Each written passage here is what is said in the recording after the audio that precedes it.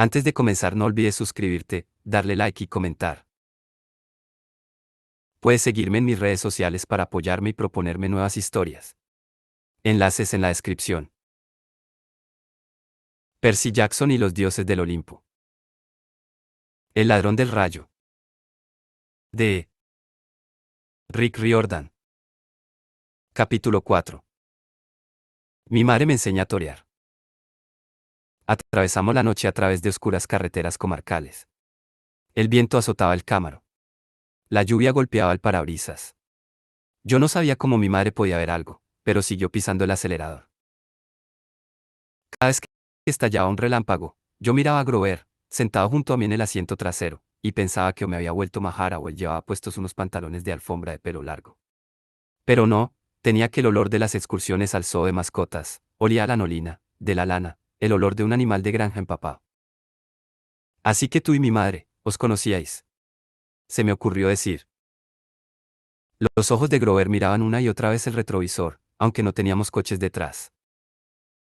No exactamente, contestó. Quiero decir que no nos conocíamos en persona, pero ella sabía que te vigilaba. ¿Que me vigilabas? Te seguía la pista. Me aseguraba de que estuvieras bien. Pero no fingía ser tu amigo, añadió rápidamente. Soy tu amigo. Vale, pero ¿qué eres exactamente? Eso no importa ahora. ¿Qué no importa? Mi mejor amigo es un burro de cintura para abajo. Grover soltó un válido gutural. Cabra. Gritó. ¿Qué? Que de cintura para abajo soy una cabra.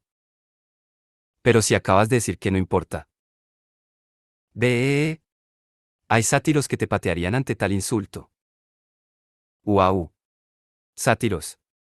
¿Quieres decir criaturas imaginarias como las de los mitos que nos explicaba el señor Brunner? Eran las ancianas del puesto imaginarias, Percy. ¿Lo era la señora Ads? Así que admites que había una señora Ads. Por supuesto. Entonces, ¿por qué? Cuanto menos sepas, menos monstruos atraerás, respondió Grover, como si fuese una obviedad. Tendimos una niebla sobre los ojos de los humanos. Confiamos en que pensaras que la benévola era una alucinación. Pero no funcionó porque empezaste a comprender quién eres. ¿Quién? Un momento. ¿Qué quieres decir? Volví a oír aquel aullido torturado en algún lugar detrás de nosotros, más cerca que antes. Fuera lo que fuese lo que nos perseguía, seguía nuestro rastro. Percy, dijo mi madre, hay demasiado que explicar y no tenemos tiempo. Debemos llevarte a un lugar seguro. ¿Seguro de qué? ¿Quién me persigue? Oh, casi nadie, soltó Grover, aún molesto por mi comentario del burro. Solo el Señor de los Muertos y algunas de sus criaturas más sanguinarias. Grover. Perdone, señora Jackson. ¿Puede conducir más rápido, por favor? Intenté hacerme a la idea de lo que estaba ocurriendo, pero fui incapaz. Sabía que no era un sueño. Yo no tenía imaginación. En la vida se me habría ocurrido algo tan raro. Mi madre giró bruscamente a la izquierda. Nos adentramos a toda velocidad en una carretera aún más estrecha, dejando atrás granjas sombrías, colinas boscosas y carteles de recoja sus propias fresas, sobre vallas blancas. ¿A dónde vamos? Pregunté. Al campamento de verano del que te hablé. La voz de mi madre sonó hermética, intentaba no asustarse para no asustarme a mí. Al sitio donde tu padre quería que fueras. Al sitio donde tú no querías que fuera. Por favor, cielo, suplicó mi madre. Esto ya es bastante duro. Intenta entenderlo. Estás en peligro. Porque unas ancianas cortan hilo. No, no eran ancianas, intervino Grover. Eran las moiras. ¿Sabes qué significa el hecho de que se te aparecieran? Solo lo hacen cuando estás a punto, cuando alguien está a punto de morir. Un momento. ¿Has dicho estás? No, no lo he dicho a alguien. Querías decir estás. Te referías a mí. Quería decir estás como cuando se dice a alguien, ¿no tú? Chicos, dijo mamá. Giró bruscamente a la derecha y vio justo a tiempo una figura que logró esquivar, una forma oscura y fugaz que desapareció detrás de nosotros entre la tormenta. ¿Qué era eso? Pregunté. Ya casi llegamos, respondió mi madre, haciendo caso omiso de mi pregunta. Un par de kilómetros más. Por favor, por favor, por favor. No sabía dónde nos encontrábamos, pero me descubrí inclinado hacia adelante, esperando llegar allí cuanto antes. Fuera, nada salvo lluvia y oscuridad, la clase de paisaje desierto que hay en la punta de Long Island. Pensé en las señoradas metamorfoseándose en aquella cosa de colmillos afilados y alas coriáceas. Me estremecí. Realmente no era una criatura humana. Y había querido matarme. Entonces pensé en el señor Brunner, y en su bolígrafo espada. Antes de que pudiera preguntarle a Grover sobre aquello, se me erizó el vello de la nuca. Hubo un resplandor, una repentina explosión y el coche estalló. Recuerdo sentirme liviano, como si me aplastaran, frieran y lavaran todo al mismo tiempo. Despegué la frente de la parte trasera del asiento del conductor y exclamé. ¡Ay! Percy. Gritó mi madre. Intenté sacudirme el aturdimiento. No estaba muerto y el coche no había explotado realmente. Nos habíamos metido en una zanja. Las portezuelas del lado del conductor estaban atascadas en el barro. El techo se había abierto como una cáscara de huevo y la lluvia nos empapaba. Un rayo. Era la única explicación. Nos había sacado de la carretera. Junto a mí, en el asiento, Grover estaba inmóvil. Grover. Tumbado hacia adelante, un hilillo de sangre le corría por la comisura de los labios. Le sacudí la peluda cadera mientras pensaba, no. Aunque seas mitad cabra, eres mi mejor amigo y no quiero que te mueras. Comida, gimió, y supe que había esperanza. Percy, dijo mi madre, tenemos que. Le falló la voz. Miré hacia atrás. En un destello de un relámpago, a través del parabrisas trasero salpicado de barro, vi una figura que avanzaba pesadamente hacia nosotros en el recodo de la carretera.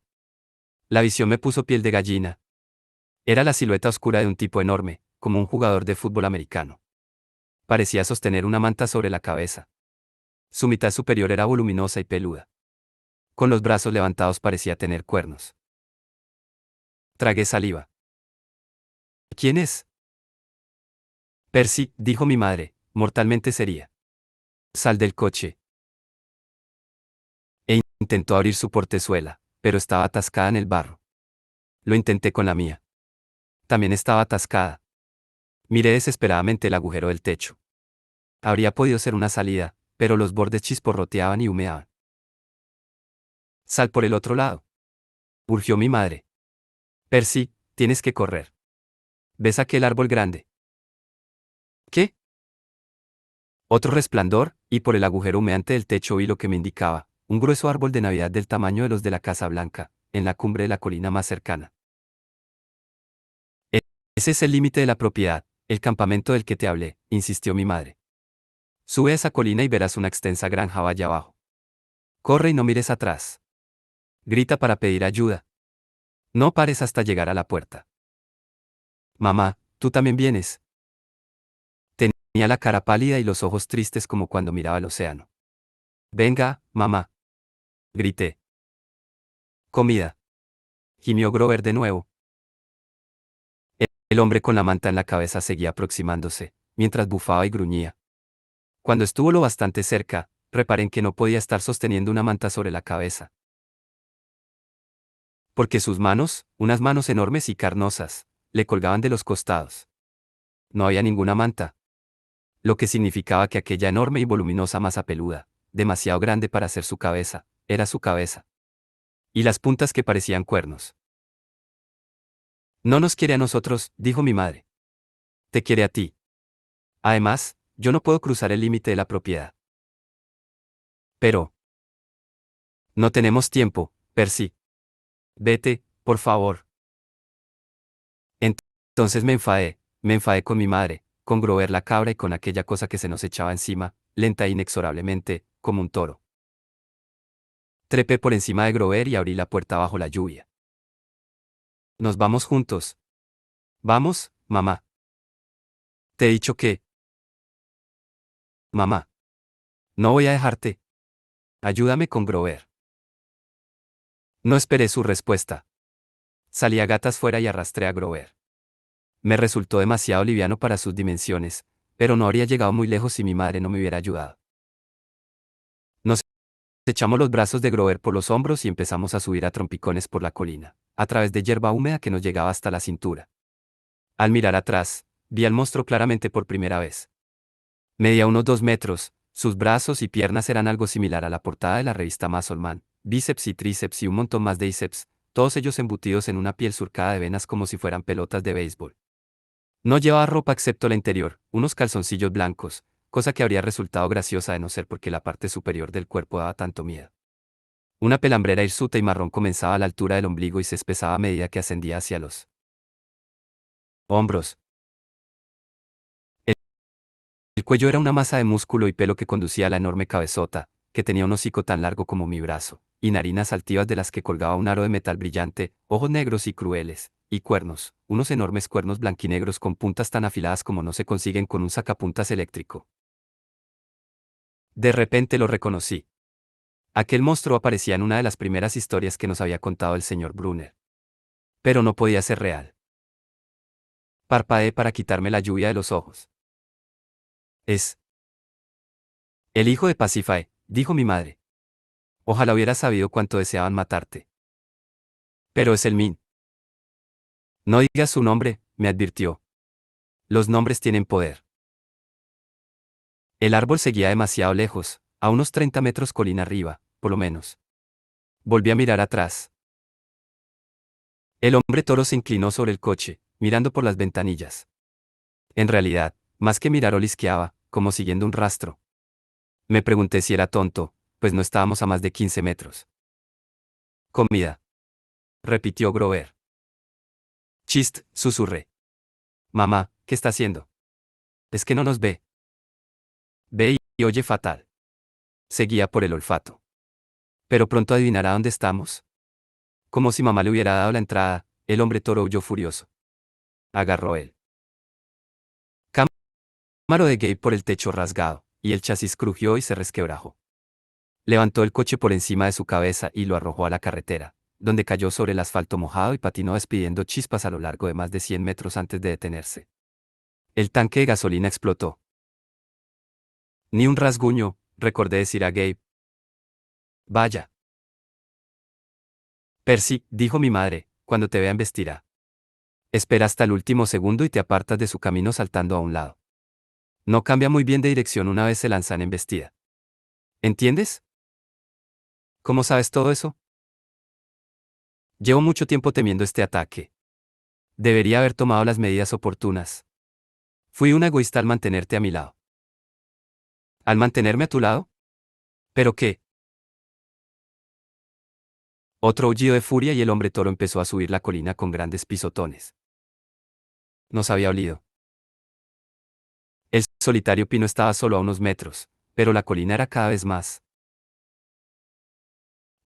empinada y resbaladiza, y Grover nos pesaba más. El monstruo se nos echaba encima. Unos segundos más y lo tendríamos allí.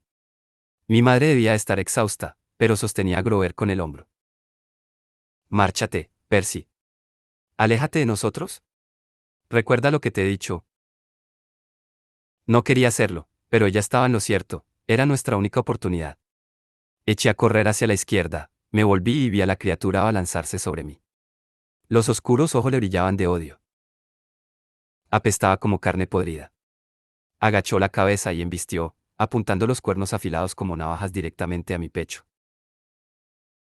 El miedo me urgía a salir pitando, pero eso no funcionaría. Jamás lograría huir corriendo de aquella cosa. Así que me mantuve en el sitio y, en el último momento, salté a un lado. El hombre toro pasó como un huracán, como un tren de mercancías.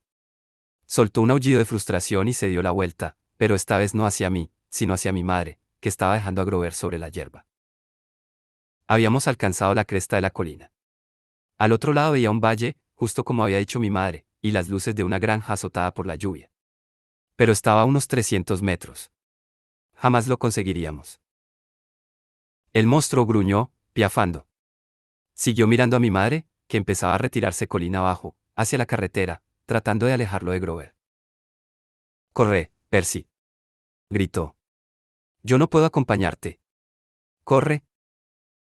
Pero me quedé allí, paralizado por el miedo, mientras la bestia embestía contra ella.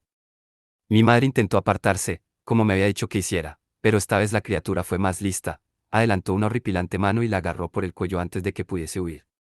Aunque ella se resistió, pataleando y lanzando puñetazos al aire, la levantó del suelo. Mamá. Aguanta que voy. Ella me miró a los ojos y consiguió emitir una última palabra. Huye. Entonces, con un rugido airado, el monstruo apretó las manos alrededor del cuello de mi madre y ella se disolvió ante mis ojos, convirtiéndose en luz, una forma resplandeciente y dorada, como una proyección holográfica. Un resplandor cegador, y de repente, había desaparecido. No. La ira sustituyó al miedo. Sentí una fuerza abrasadora que me subía por las extremidades. El mismo subidón de energía que me había embargado cuando a la señora Ads le crecieron garras.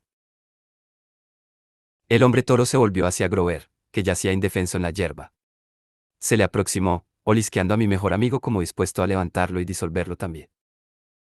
No iba a permitirlo. Me quité el impermeable rojo. Tú. Eh. Grité, mientras sacudía el impermeable, corriendo hacia el monstruo. Imbécil. Mostrenco. DRRRRR. Se volvió hacia mí sacudiendo los puños carnosos. Tenía una idea estúpida, pero fue la única que se me ocurrió. Me puse delante del grueso pino y sacudí el impermeable rojo ante el hombre toro, listo para saltar a un lado en el último momento. Pero no sucedió así. El monstruo embistió demasiado rápido, con los brazos extendidos para cortar mis vías de escape. El tiempo se ralentizó. Mis piernas se tensaron. Como no podía saltar a un lado, salté hacia arriba y, brincando en la cabeza de la criatura como si fuera un trampolín, giré en el aire y aterricé sobre su cuello. ¿Cómo lo hice? No tuve tiempo de analizarlo. Un segundo más tarde, la cabeza del monstruo se estampó contra el árbol y el impacto casi me arranca los dientes. El hombre toro se sacudió, intentando derribarme. Yo me aferré a sus cuernos para no acabar en tierra. Los rayos y truenos aún eran abundantes. La lluvia me nublaba la vista y el olor a carne podrida me quemaba la nariz. El monstruo se revolvía girando como un toro de rodeo. Tendría que haber reculado hacia el árbol y aplastarme contra el tronco, pero al parecer aquella cosa solo tenía una marcha, hacia adelante. Grover seguía gimiendo en el suelo. Quise gritarle que se callara, pero de la manera en que me estaban zarandeando de un lado a otro, si hubiese abierto la boca me habría mordido la lengua. Comida. Insistía Grover. El hombre toro se encaró hacia él, piafó de nuevo y se preparó para embestir. Pensé en cómo había estrangulado a mi madre, cómo la había hecho desaparecer en un destello de luz, y la rabia me llenó como gasolina de alto octanaje. Le agarré un cuerno e intenté arrancárselo con todas mis fuerzas. El monstruo se tensó, soltó un gruñido de sorpresa y entonces, crack. Aulló y me lanzó por los aires. Aterricé de bruces en la hierba, golpeándome la cabeza contra una piedra. Me incorporé aturdido y con la visión borrosa, pero tenía un trozo de cuerno astillado en la mano, un arma del tamaño de un cuchillo. El monstruo embistió una vez más. Sin pensarlo, me hice a un lado, me puse de rodillas y, cuando pasó junto a mí como una exhalación, le clavé la asta partida en un costado, hacia arriba, justo en la peluda caja torácica. El hombre toro rugió de agonía. Se sacudió, se agarró el pecho y por fin empezó a desintegrarse, no como mi madre, en un destello de luz dorada, sino como arena que se desmorona. El viento se lo llevó a puñados, del mismo modo que a la señora Ads. La criatura había desaparecido. La lluvia cesó. La tormenta aún tronaba, pero ya a lo lejos. Apestaba ganado y me temblaban las rodillas. Sentía la cabeza como si me la hubieran partido en dos. Estaba débil, asustado y temblaba de pena. Acababa de ver a mi madre desvanecerse. Quería tumbarme en el suelo y llorar, pero Grover necesitaba ayuda, así que me las apañé para tirar de él y adentrarme a trompicones en el valle, hacia las luces de la granja. Lloraba, llamaba a mi madre, pero seguía arrastrando a Grover, no pensaba dejarlo en la estacada. Lo Último que recuerdo es que me derrumbé en un porche de madera, mirando un ventilador de techo que giraba sobre mi cabeza, polillas revoloteando alrededor de una luz amarilla, y los rostros severos de un hombre barbudo de expresión familiar y una chica guapa con una melena rubia ondulada de princesa. Ambos me miraban, y la chica dijo: «Es él. Tiene que serlo». «Silencio, Annabeth», repuso el hombre. «El chico está consciente. Llévalo dentro».